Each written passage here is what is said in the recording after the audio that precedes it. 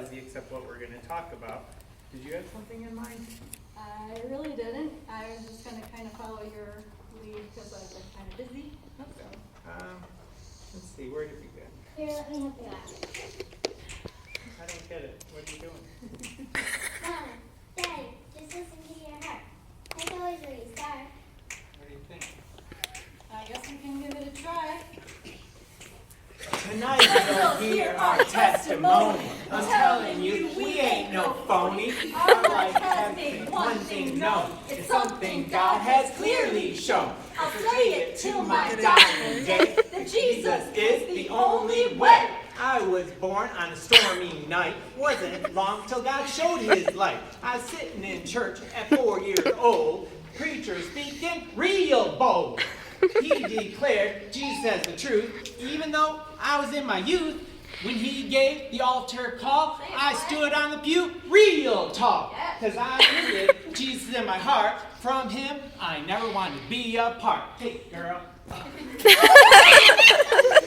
was a girl of only 4, sitting in my room. I knew there must be more. So I asked my mama all about God. She told me I had to be in his squad.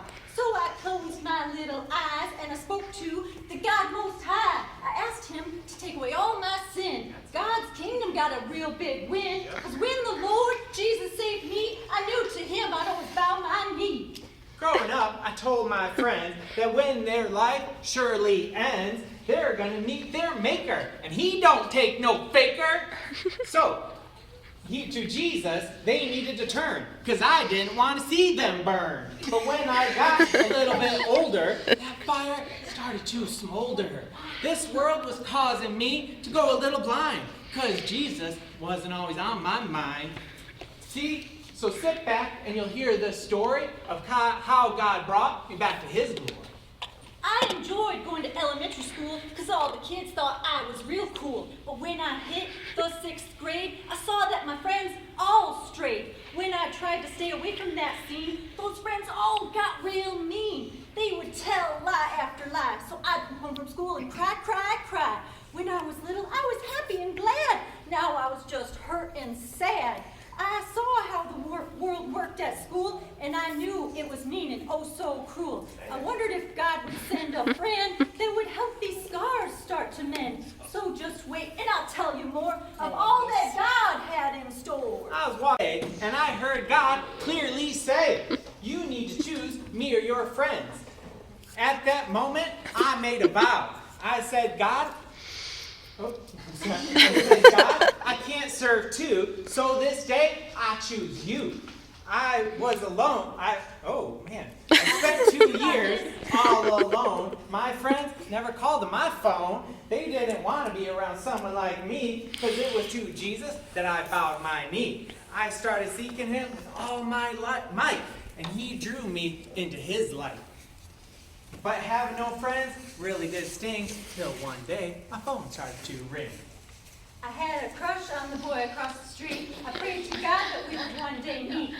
One day I got the nerve to call, just wanted to ride home from school is all. But I knew I was hoping for more. I was hoping God had more in store.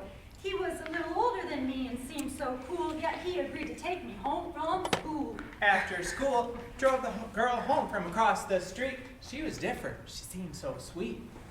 That boy, he was real different than the others. You know, the ones that don't listen to their mothers.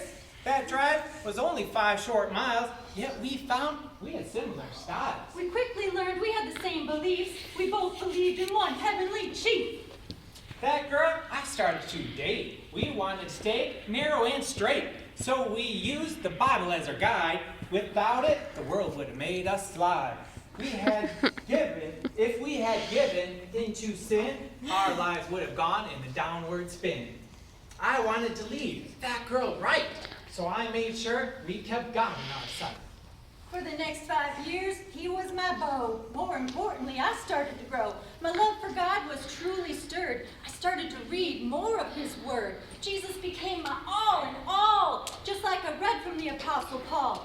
I made one thing my daily plea, that I'd be the woman God called me to be. In August of the year 1997, we became one before God and heaven. Our whole marriage has been lots of fun, but it's only because of God's one son.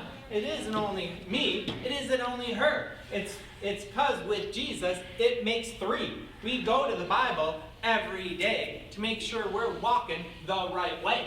We've been married for 27 years.